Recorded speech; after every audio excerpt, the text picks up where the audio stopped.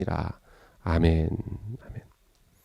오늘 이 말씀 예레미야 27장 1절에서 11절까지 말씀 가지고 나는 내 큰 능력과 나의 젖은 팔로라는 제목으로 말씀 나누도록 하겠습니다. 이 제목을 6절에서 죄송합니다. 5절에서 따왔습니다.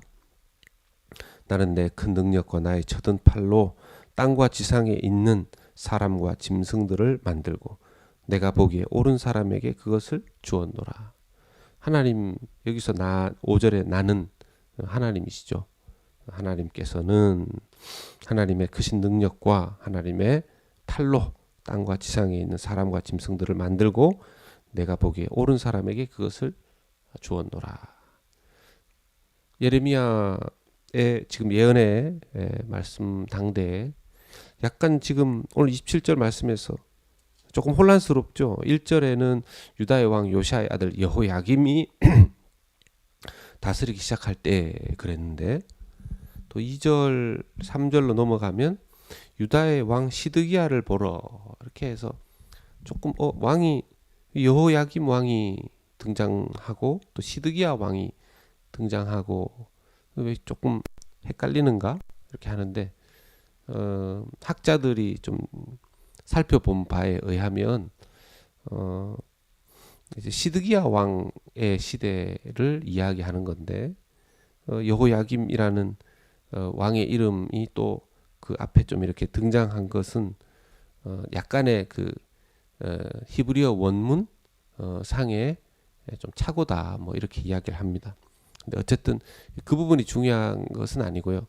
시드기야 왕의 하나님께서 시드기야 왕이 잘못한 부분들을 지금 예레미야를 통해서 지적하고 있는 것에 우리가 초점을 두고 이 말씀을 좀 보면 되겠습니다. 바벨론 왕이 지금 이제 이스라엘을 고쳐 들어오고 이스라엘을 이제 삼키려고 하는 것을 알고 그때 이제 예레미야 선지자는 백성들을 향해서 거기에 저항하지 말고 바벨론 왕 느부갓네살의 지배를 다스림을 받아야 된다, 이런 예언을 하죠. 근데 그 부분에 대해서 많은 선지자들과 또 제사장 그룹들이 반발을 합니다. 어떻게 하나님께서 그렇게 하시겠냐, 이제 그렇게 하면서 예레미야를 공격을 하죠. 예레미야를 죽이려고까지 합니다. 근데 시드기야 왕은 그때 당시에 이제 왕이 시드기야 왕인데, 시드기야 왕은 예레미야가 그런 말씀을 전했음에도 불구하고 시드기야 왕은 오늘 말씀에 나오는 여러 왕들이 있지 않습니까? 3절에 예루살렘에 온 사신들의 손에도 그것을 주어 에돔 왕, 모압의 왕, 암몬 자손의 왕, 두로의 왕, 시돈의 왕에게 도움을 청하였습니다. 시드기야 왕이. 그러니까 이 5나라와 그 왕들에게 소위 화친을 맺고 도움을 청하면서 바벨론을 대적하려고 했었던 것이죠. 동맹을 맺어서. 여러분 아시겠지만 여기 다 이방 나라이고, 그 중에 뭐 예를 들면 모압이나 암몬 자손 같은 경우에는 하나님께서 아예 서로 상종하지 말라고 했던 나라이고 민족입니다. 시드기야 왕은 뭐 그런 거 가리지 않고 바벨론의 지배를 받는 건 싫다, 이거죠. 그래서 그 5 왕들에게 도움을 청한 상태인데, 하나님께서 예레미야에게 하나의 퍼포먼스를 하라고 하십니다. 결박을 만들고 멍에를 만들어서 스스로 예레미야의 목에 씌우게 한 다음에 이 사신 5나라에서 온 사신이 예레미야 그 예루살렘 성에 도착을 했는데, 이제 그들에게 가서 하나님의 말씀 전하라 한 거죠. 그 내용이 바로 5절입니다. 나는 하나님은 내 큰 능력과 나의 젖은 팔로 하고 말씀하시면서 6절에 내 종 바벨론의 왕 느부갓네살의 손에 손을 들어주었다는 것입니다. 하나님께서 잠시, 물론 내 종 느부갓네살이라고 표현하시지만 나중에 바벨론과 느부갓네살 왕은 정한 때가 기한이 지나고 말씀처럼 심판을 받게 됩니다. 잠시 임시로 템포러리로 쓰임 받는 것이죠. 여기서 이제 중요하게 우리가 살펴보는 것은 시드기야 왕이 바벨론이건 어느 나라건 자기를 침공하고 환란을 당하였을 때 왕으로서 지도자로서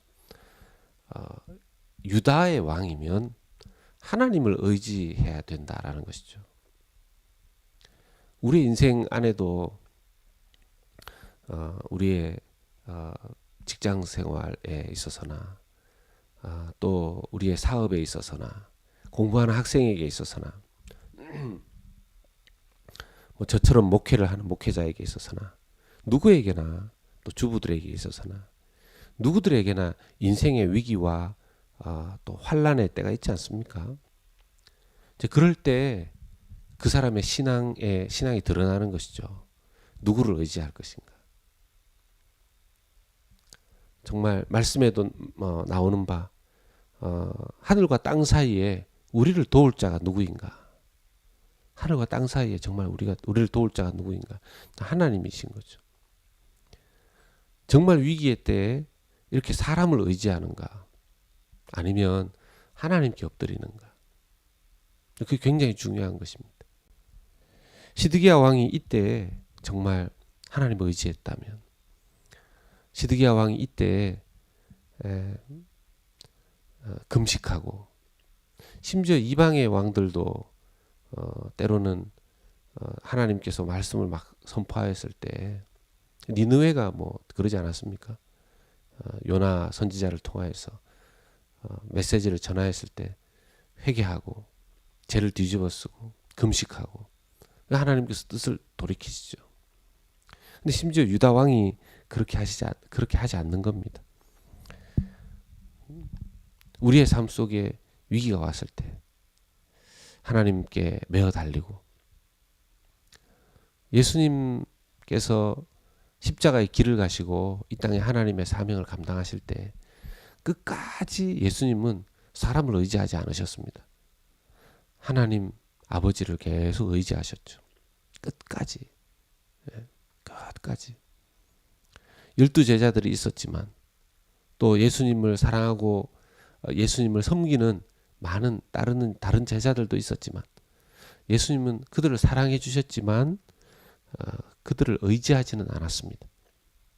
끝까지 예수님도 하나님 아버지를 하나님을 의지하셨죠. 우리는 하나님의 뜻을 계속해서 어려울 때일수록 구해야 되겠습니다.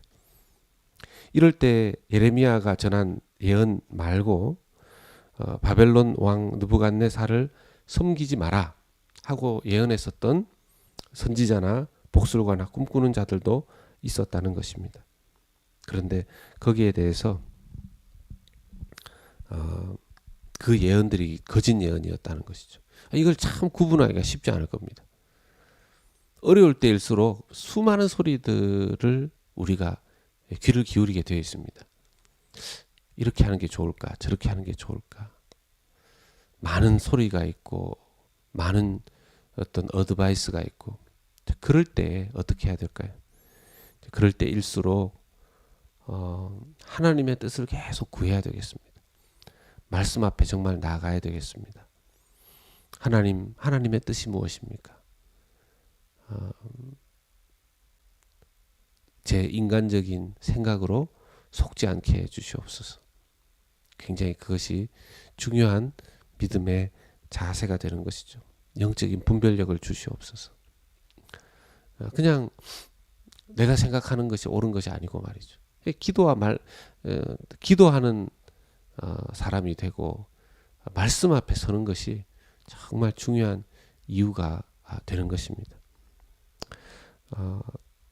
예레미야의 오늘 예레미야의 말씀 앞에 나는 내 큰 능력과 나의 쳐든 팔로 하시는 그 하나님의 음성을 들으면서 정말 하늘과 땅 사이에 우리를 도우실 분이 하나님 한 분이시고, 우리가 그 하나님을 의지하여서 정말 어려울 때일수록 더욱더 하나님의 뜻에 깨어서 믿음의 길을 가게 되는 저와 여러분들 되시기를 예수님의 이름으로 축원합니다.